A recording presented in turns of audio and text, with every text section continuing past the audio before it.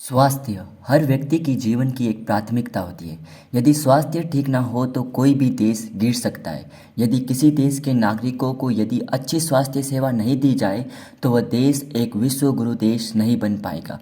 उसकी जीडीपी, उसकी सेना, टेक्नोलॉजी, स्पेस, डिफेंस, ट्रेड आदि सभी क्षेत्र में वह देश गिर पड़ जाएगा। इसलिए स्वास्थ्य सेवाएं एक देश की हमेशा प्राथमिकता होनी चाहिए। आइए हमारे भारत में स्वास्थ्य सेवाओं को 2014-15 से लेकर के अब तक की कितनी परिवर्तन आया है, कितना प्रोग्रेस होया है, ये देखने का प्रयास करेंगे। Hello everybody, I am Pradeep Raj Purohit and I welcome you all on Protouch. Protouch पर ऐसे ही इंफॉर्मेटिव वीडियोस लगातार अपलोड होते रहते हैं, तो प्लीज़ प्रोटच को आप सपोर्ट ज़रूर कीजिएगा। तो चलिए बिना किसी देरी के साथ आज के हमारे इस वीडियो को शुरू करते हैं। स्वास्थ्य के क्षेत्र में भारत की प्रोग्रेस को मापने के लिए हम स्टडी मटेरियल के रूप में हम 7वां राष्ट्रीय स्वास्थ्य लेखा यानी कि नेशनल हेल्थ अकाउंट्स NHA का उपयोग करेंगे। इसलिए हमारा ये वीडियो यूपीएससी के लिए भी इम्पोर्टेंट साबित हो सकता है। हमारे वीडियो की रूपरेखा को हम पहले तैयार करते हैं। पहला पार्ट होगा NHA दरअसल है क्या।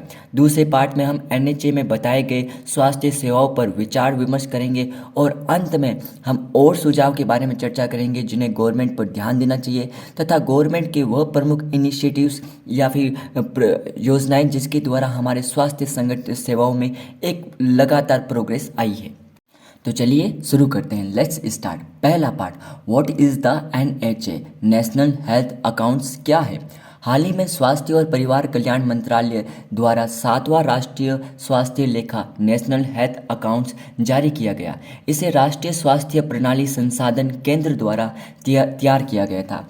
NHA WHO द्वारा तैयार किया गया अंतर्राष्ट्रीय स्तर पर स्वास्थ्य मापदंड 2011 पर तैयार किया जाता है।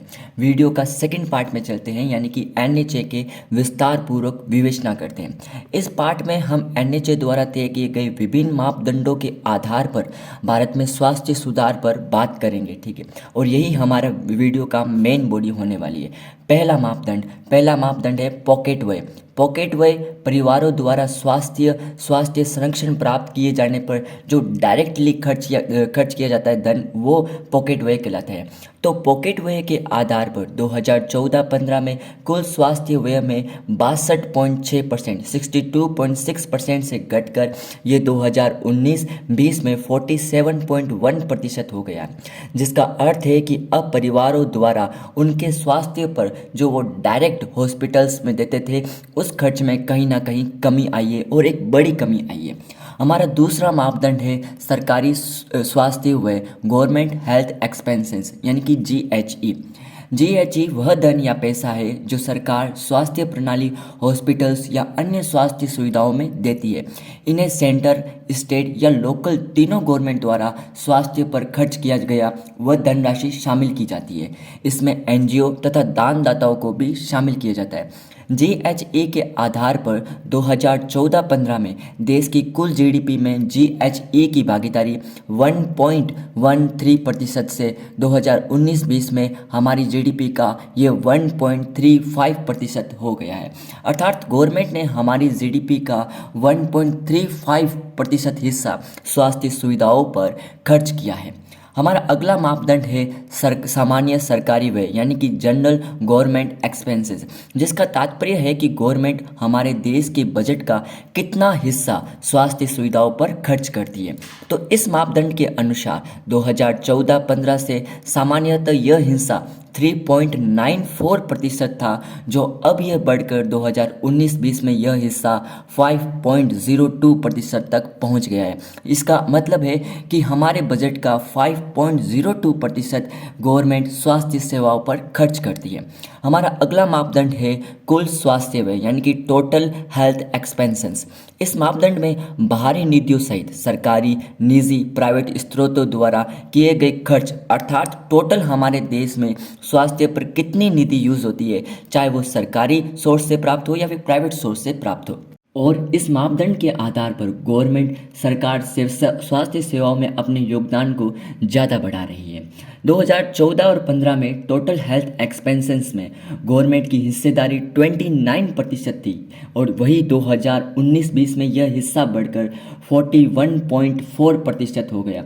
यानी कि टोटल हेल्थ खर्च पे गवर्नमेंट 41.4% अपना योगदान देती है। यानी कि गवर्नमेंट अपनी पॉलिसी द्वारा स्वास्थ्य सेवाओं में और रुचि ले रही है। हमारा अगला मापदंड है सामाजिक सुरक्षा व्यय, यानी कि सोशल सिक्योरिटी एक्सपेंसेस, जिसका तात्पर्य है कि गवर्नमेंट द्वारा स्वास्थ्य बीमा पर किया गया खर्च, चाहे वो सरकारी कर्मचारी, स्वास्थ्य कर्मचारी या अन्य जनताओं में इसमें शामिल किया गया है।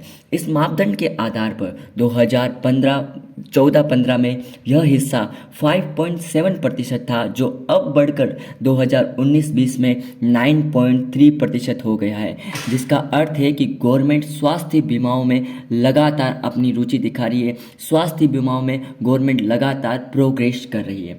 हमारा वीडियो का अगला मापदंड है निजी स्वास्थ्य बीमा व्यय, जिसका तात्पर्य है कि निजी कंपनियों द्वारा दिया गया स्वास्थ्य बीमा शामिल होता है, जिसमें परिवार व कस्टमर्स को प्रीमियम का भुगतान करना पड़ता है। इस मापदंड के आधार पर निजी स्वास्थ्य बीमा की हिस्सेदारी 2014 और 15 में 3.4% थी, जो अब बढ़कर 2019-20 में ये 7% तक पहुंच गई है। अर्थात हमारी जनता भी अब स्वास्थ्य के प्रति ज़्यादा से ज़्यादा अवेयर हो रही है और स्वास्थ्य बीमा जैसी पॉलिसीज का उपयोग कर रही है। अब हमारा आखिरी व अंतिम मापदंड है स्वास्थ्य के लिए दानदाताओं द्वारा दिया गया अनुदान। दानदाताओं यानी कि भामाशाहों द्वारा, डोनर द्वारा हमारे स्वास्थ्य क्षेत्र में दिया गया दान इस मापदंड में शामिल किया जाता है। इस मापदंड के आधार पर 2014 व 15 में यह हिस्सा 0.3% था, जो अब बढ़कर टोटल स्वास्थ्य एक्सपेंसेस का यह 0.5% हो गया है। यानी कि हमारे देश के टोटल स्वास्थ्य खर्च में यह 0.5% हिस्सा रखता है। इस तरह हमने इन 7 मापदंडों के आधार पर हमारे देश की स्वास्थ्य सेवाओं व स्वास्थ्य क्षेत्र में प्रोग्रेस को जाना है और इन 5 से 6 वर्षों में यह सुधार हमारे देश में एक बहुत अच्छा संकेत देते हैं।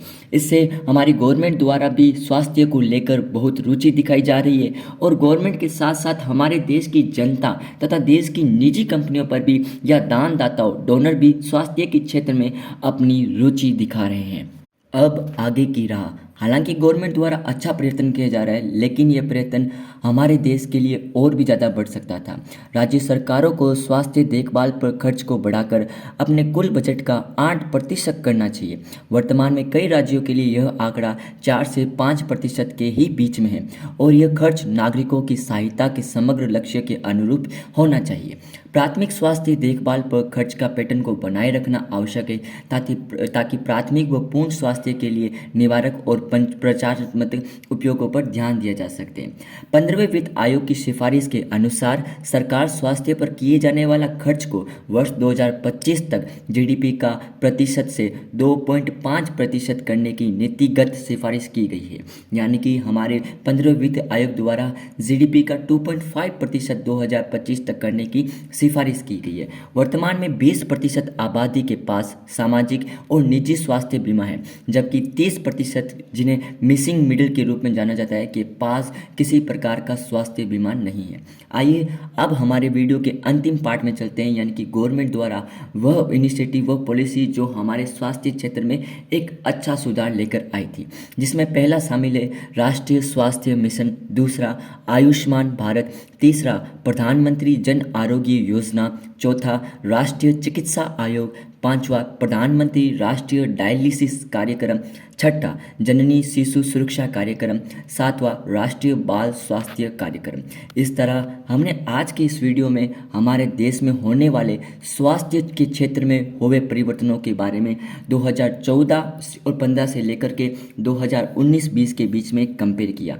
यह एक काफ़ी अच्छा सुधार हमने इसमें जाना है। इसमें हमारे स्टडी मटेरियल के रूप में, जैसे मैं आपको पहले ही बता चुका हूँ, नेशनल हेल्थ अकाउंट्स का हमने प्रयोग किया है।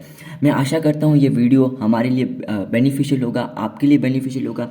यदि इसमें से कोई भी पार्ट आपको अच्छा लगा है तो प्लीज़ सब्सक्राइब ज़रूर कीजिएगा, तथा यदि किसी पार्ट में अंडरस्टैंडिंग में कमी हो गई है तो प्लीज़ आप कमेंट में लिखिए, मैं पुनः उस पार्ट को अच्छी तरीके से समझाने का प्रयास करूँगा। Thank you so much for watching, please subscribe.